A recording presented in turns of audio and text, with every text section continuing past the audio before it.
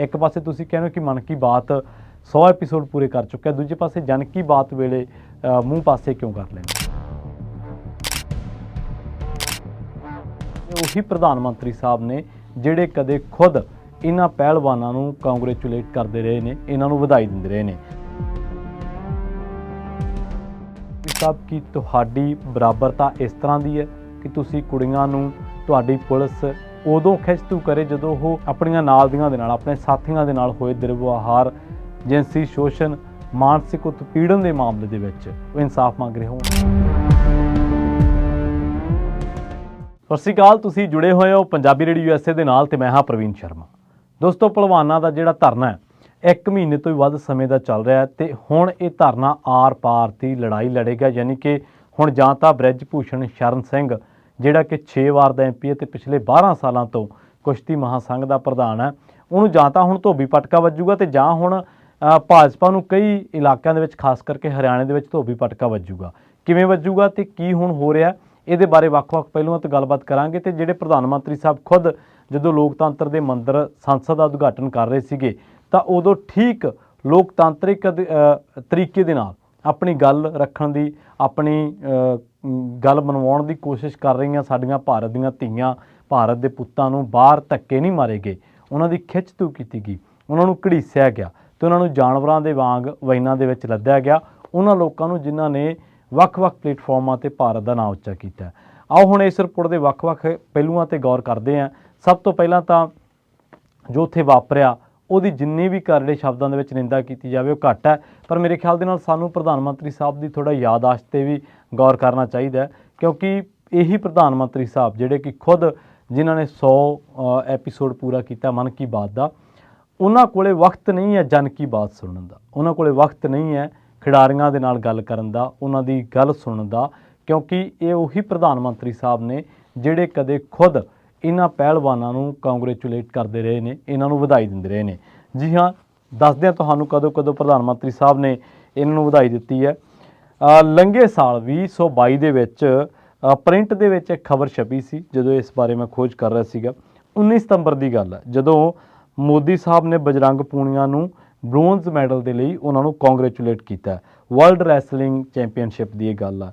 ਇਸੇ ਤਰ੍ਹਾਂ ਅਗਸਤ 2022 ਨੂੰ ਪ੍ਰਧਾਨ ਮੰਤਰੀ ਨੇ ਆਪਣੇ ਟਵਿੱਟਰ ਹੈਂਡਲ ਤੋਂ ਭਾਰਤੀ ਪਹਿਲਵਾਨਾਂ ਨੂੰ ਵਧਾਈ ਦਿੱਤੀ ਸੀ। ਇਸੇ ਤਰ੍ਹਾਂ 6 ਅਗਸਤ 2022 ਨੂੰ ਮੋਦੀ ਨੇ ਕੰਗ੍ਰੈਚੁਲੇਟ ਕੀਤਾ ਸੀਗਾ ਬਰਮਿੰਗਮ ਦੇ ਵਿੱਚ ਪਹਿਲਵਾਨਾਂ ਦੀ ਜਿਹੜੀ ਬਹੁਤ ਸ਼ਾਨਦਾਰ ਜਿਹੜੀ ਪਰਫਾਰਮੈਂਸ ਸੀਗੀ ਉਹਦੇ ਵਿੱਚ। ਇਸੇ ਤਰ੍ਹਾਂ ਇੰਡੀਅਨ ਐਕਸਪ੍ਰੈਸ ਦੇ ਵਿੱਚ 11 ਮਾਰਚ 2023 ਨੂੰ, 11 ਮਾਰਚ ਲੰਘਿਆ ਮਹੀਨਾ, ਇੱਕ ਰਿਪੋਰਟ ਛਪੀ ਸੀ ਤੇ ਇਸ ਰਿਪੋਰਟ ਦੇ ਵਿੱਚ ਪ੍ਰਧਾਨ ਮੰਤਰੀ ਸਾਹਿਬ ਨੇ ਕਿਹਾ ਸੀਗਾ ਕਿ ਜੇਕਰ ਅਸੀਂ ਦੇਸ਼ ਨੂੰ ਅੱਗੇ ਲਿਜਾਣਾ ਹੈ ਤਾਂ ਸਾਨੂੰ ਔਰਤਾਂ ਦੀ ਇੱਜ਼ਤ ਕਰਨੀ ਹੋਵੇਗੀ, ਬਰਾਬਰਤਾ ਦੇਣੀ ਪਊਗੀ ਤੇ ਫਿਰ ਹੀ ਇੰਡੀਆ ਤਰੱਕੀ ਕਰ ਸਕੂਗਾ। ਪ੍ਰਧਾਨ ਮੰਤਰੀ ਸਾਹਿਬ ਕੀ ਤੁਹਾਡੀ ਬਰਾਬਰਤਾ ਇਸ ਤਰ੍ਹਾਂ ਦੀ ਹੈ ਕਿ ਤੁਸੀਂ ਕੁੜੀਆਂ ਨੂੰ ਤੁਹਾਡੀ ਪੁਲਿਸ ਉਦੋਂ ਖਿੱਚ-ਤੂ ਕਰੇ ਜਦੋਂ ਉਹ ਆਪਣੇ ਨਾਲਦਿਆਂ ਦੇ ਨਾਲ, ਆਪਣੀਆਂ ਨਾਲ ਦੀਆਂ ਦੇ ਨਾਲ, ਆਪਣੇ ਸਾਥੀਆਂ ਦੇ ਨਾਲ ਹੋਏ ਦੁਰਵਿਵਹਾਰ, ਜਿਨਸੀ ਸ਼ੋਸ਼ਣ, ਮਾਨਸਿਕ ਉਤਪੀੜਨ ਦੇ ਮਾਮਲੇ ਦੇ ਵਿੱਚ ਉਹ ਇਨਸਾਫ ਮੰਗ ਰਹੇ ਹੋਣ। ਕਿ ਤੁਸੀਂ ਇਸ ਤਰ੍ਹਾਂ ਦੇ ਨਾਲ ਤੁਹਾਡਾ ਨਿਜ਼ਾਮ ਇੱਜ਼ਤ ਕਰਦਾ ਖਿਡਾਰਨਾਂ ਦੀ, ਕੁੜੀਆਂ ਦੀ, ਔਰਤਾਂ ਦੀ, ਕਿ ਉਹਨਾਂ ਨੂੰ ਖਿੱਚ ਧੂ ਕਰਕੇ, ਉਹਨਾਂ ਦੇ ਕੱਪੜੇ ਪਾੜ ਕੇ, ਉਹਨਾਂ ਦੇ ਵਾਲ ਪੁੱਟ ਕੇ ਉਹਨਾਂ ਨੂੰ ਵੈਨਾਂ ਦੇ ਵਿੱਚ ਸਿੱਟਿਆ ਜਾਵੇ? ਕਿ ਇਸ ਤਰ੍ਹਾਂ ਦੇ ਨਾਲ ਤੁਸੀਂ ਬਰਾਬਰਤਾ ਲਿਆਓਗੇ? ਕਿ ਇਸ ਤਰ੍ਹਾਂ ਦੀ ਇੱਜ਼ਤ ਕਰਕੇ ਇੰਡੀਆ ਨੂੰ ਅੱਗੇ ਲਿਜਾਓਗੇ? ਬਹੁਤ ਅਹਿਮ ਸਵਾਲ ਨੇ ਤੇ ਇਹਨਾਂ ਖਿਡਾਰੀਆਂ ਨੇ ਦੋਸਤੋ ਹੁਣ ਫੈਸਲਾ ਕੀਤਾ ਵਾ ਕਿ ਹੁਣ ਅੱਗੇ ਜਾ ਕੇ 5 ਦਿਨ ਦਾ ਅਲਟੀਮੇਟਮ ਦਿੱਤਾ ਗਿਆ ਵਾ। 5 ਦਿਨਾਂ ਦੇ ਅਲਟੀਮੇਟਮ ਤੋਂ ਬਾਅਦ ਇਹਨਾਂ ਨੇ ਗੰਗਾ ਦੇ ਵਿੱਚ ਆਪਣੇ ਜਿਹੜੇ ਮੈਡਲ ਆ, ਜਿੰਨੇ ਵੀ ਤਮਗੇ ਜਿਹੜੇ ਜਿੱਤੇ ਹੋਏ ਆ, ਉਹ ਸਿਰ ਦੇਣੇ ਤੇ ਉਸ ਤੋਂ ਬਾਅਦ ਅਨਸ਼ਨ 'ਤੇ ਜਿਹੜਾ ਵਾ ਉਹਨਾਂ ਨੇ ਬੈਠਣ ਦਾ ਐਲਾਨ ਕੀਤਾ ਵਾ। ਸੋ ਬੜੀ ਧੱਕੇਸ਼ਾਹੀ, ਇੱਕ ਗੁੰਡਾਗਰਦੀ ਤਰੀਕੇ ਦੇ ਨਾਲ ਇਹਨਾਂ ਪਹਿਲਵਾਨਾਂ ਦੀ ਆਵਾਜ਼ ਨੂੰ, ਉਹਨਾਂ ਦੇ ਹੱਕ ਹਕੂਕਾਂ ਨੂੰ ਦਬਾਉਣ ਦੀ ਗੱਲ ਪ੍ਰਧਾਨ ਮੰਤਰੀ ਸਾਹਿਬ ਦਾ ਨਿਜ਼ਾਮ, ਉਹਨਾਂ ਦੀ ਪੁਲਿਸ ਕਰ ਰਹੀ ਹੈ, ਜਿਹੜੀ ਕਿ ਬਿਲਕੁਲ ਨਾ ਬਰਦਾਸ਼ਤਯੋਗ ਹੈ। ਇਹਦੇ ਨਾਲ ਜਿਨਸੀ ਸ਼ੋਸ਼ਣ ਦੇ ਮਾਮਲੇ ਦੇ ਵਿੱਚ FIR ਦਰਜ ਹੋ ਚੁੱਕੀ ਹੈ ਬ੍ਰਿਜ ਭੂਸ਼ਣ ਸ਼ਰਨ ਸਿੰਘ 'ਤੇ, ਪਰ ਉਹਨਾਂ ਦੀ ਗ੍ਰਿਫਤਾਰੀ ਇਹ ਲੱਗਿਆ ਸੀਗਾ ਕਿ ਹੁਣ ਤੈਅ ਹੋਊਗੀ।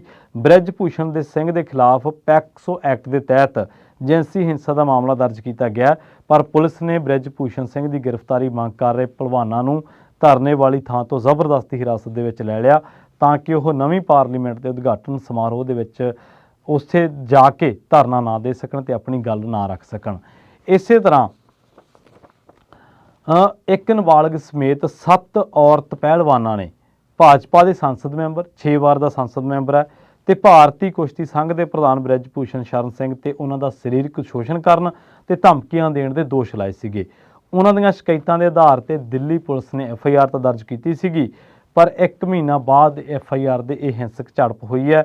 ਪੁਲਿਸ ਨੇ ਇਸ ਮਹੀਨੇ ਦੇ ਸ਼ੁਰੂ ਦੇ ਵਿੱਚ ਬ੍ਰਿਜ ਭੂਸ਼ਣ ਤੋਂ ਪੁੱਛ ਪੜਤਾਲ ਕੀਤੀ ਸੀ, ਪਰ ਜਾਂਚ ਦੀ ਰਫ਼ਤਾਰ ਢਿੱਲੀ ਪੈਣ ਕਰਕੇ ਪ੍ਰਦਰਸ਼ਨਕਾਰੀਆਂ ਦਾ ਰੋਹ ਵੱਧ ਗਿਆ, ਜੋ ਇਸ MP ਦੀ ਗ੍ਰਿਫਤਾਰੀ ਦੀ ਹੁਣ ਮੰਗ ਕਰ ਰਹੇ ਨੇ। ਤੁਹਾਨੂੰ ਯਾਦ ਹੋਣਾ ਹੈ, ਹਰਿਆਣੇ ਦੇ ਵਿੱਚ ਹੀ ਇੱਕ ਔਰਤ ਨੇ, ਜੂਨੀਅਰ ਔਰਤ ਕੋਚ ਨੇ ਸੰਦੀਪ ਸਿੰਘ, ਜਿਹੜੇ ਕਿ ਹਰਿਆਣੇ ਦੇ ਖੇਡ ਮੰਤਰੀ ਹੈ, ਉਹਨਾਂ ਤੇ ਵੀ ਇਸੇ ਤਰ੍ਹਾਂ ਦੇ ਦੋਸ਼ ਲਾਏ ਸਨ। ਭਾਜਪਾ ਦੇ ਕਈ ਪਹਿਲਾਂ ਵੀ ਲੀਡਰ ਨੇ, ਕਈ ਕੁਲਦੀਪ ਸਿੰਘਰ ਵਰਗੇ, ਜਿਨ੍ਹਾਂ ਦੇ ਉੱਤੇ ਜਿਨਸੀ ਸ਼ੋਸ਼ਣ ਦੇ ਇਲਜ਼ਾਮ ਲੱਗੇ ਨਹੀਂ, ਬਲਾਤਕਾਰ ਦੇ ਇਲਜ਼ਾਮ ਲੱਗੇ ਨਹੀਂ, ਬਲਕਿ ਪ੍ਰੂਵ ਹੋਏ ਹੈ। ਤੇ ਉਹਨਾਂ ਨੇ ਉਹਦੇ ਉੱਤੇ ਇਹ ਵੀ ਇਲਜ਼ਾਮ ਲੱਗਿਆ ਕਿ ਇਹਨਾਂ ਨੇ ਇਸ ਮਸਲੇ ਨੂੰ ਦਬਾਉਣ ਦੀ ਖਾਤਰ ਪੀੜਤਾ ਦੇ ਪਰਿਵਾਰ ਉੱਤੇ ਬਹੁਤ ਤਰ੍ਹਾਂ ਦੇ ਜ਼ੁਲਮ ਕੀਤੇ। ਸ਼ਾਹਨਵਾਜ਼ ਹੁਸੈਨ ਭਾਜਪਾ ਦਾ ਇੱਕ MP ਹੈ, ਭਾਜਪਾ ਦਾ ਇੱਕ ਲੀਡਰ ਹੈ। ਸ਼ਾਹਨਵਾਜ਼ ਹੁਸੈਨ ਤੇ ਇਹ ਦੋਸ਼ ਲੱਗੇ ਕਿ ਉਹਨੇ ਜਦੋਂ ਉਹਦੇ ਖਿਲਾਫ ਜਾਂਚ ਕੀ ਇੱਕ ਔਰਤ ਨੇ ਕੰਪਲੇਂਟ ਕੀਤੀ ਸੀ ਤਾਂ ਉਹਦੀ ਜਾਂਚ ਕਰਨ ਵੇਲੇ ਪੁਲਿਸ ਨੇ ਢਿੱਲ ਮੱਠ ਵਰਤੀ।